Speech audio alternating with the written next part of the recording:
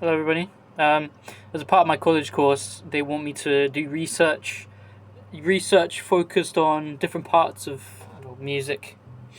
So, for my research, I've decided that I would take the time to learn some slap bass techniques, using it as a springboard to obviously further develop my skills as I go on further throughout my career as a musician. So to start us off, start off with a simple kind of exercise I learned, specifically focused on the way you use and position your thumb. So the best way they've showed you how to do it is you don't want your thumb facing down like this. That has really bad, accuracy, especially when you're starting to get over here playing the other strings. You tend to have a lot of overlap, and when you're playing live at a show, you're not really going to have the time to think about precision and accuracy, or if you're just playing a generally fast song. So what they tell you to do, usually somewhere around here, just below the neck,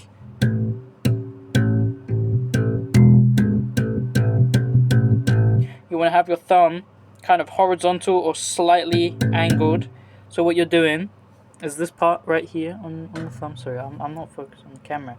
This part right here in between the top and that little bracket bit. I don't know what it's called.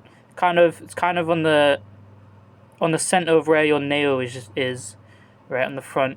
You want to kind of strike the string like that. You don't want to hold it there. You want to bounce it off so it makes a quick vibration.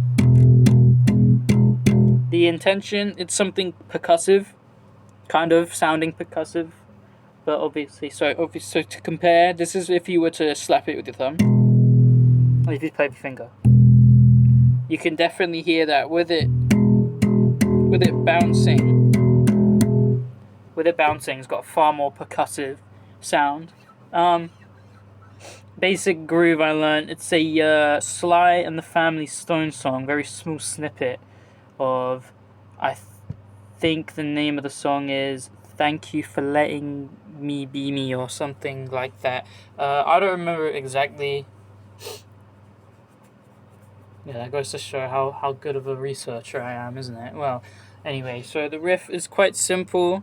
I'll shift this over a bit so you can see what I'm playing. So, obviously, I'm going to do it fingerstyle first to show you the difference between slap and normal.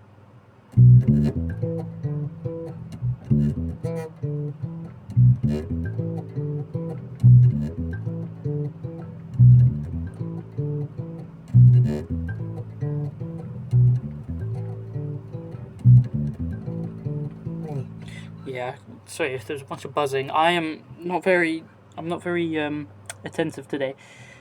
I've done a lot of work, so I'm a little tired. But now playing it slap.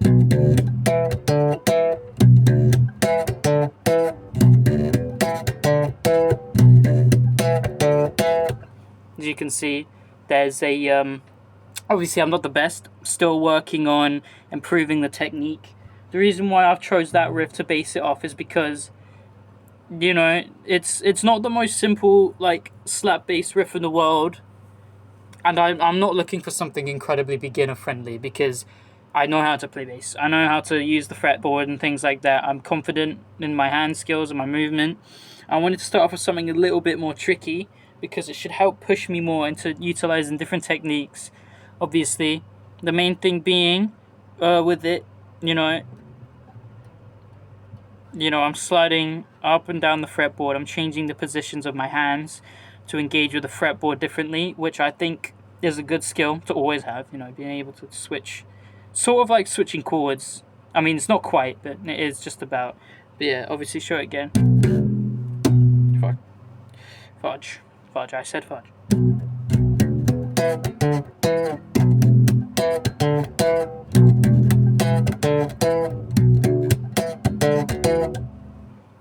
But yeah, notice if you can't hear it, playing the A string, I'm playing it muted when I'm doing this.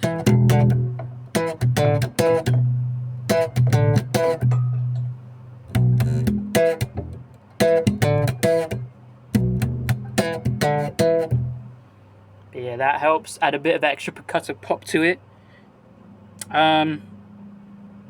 Well, anyway, yeah. So if you can't see my face, I've literally got a really cramped desk, so thought I'd focus on the bass, which is more important. Um, so far, that's what I've learned. But as time goes on, post some updates here and there if I get the time to. Anyway, I'm not gonna keep wasting your time. Goodbye, everybody. I hope you enjoy watching this video because I enjoyed making it.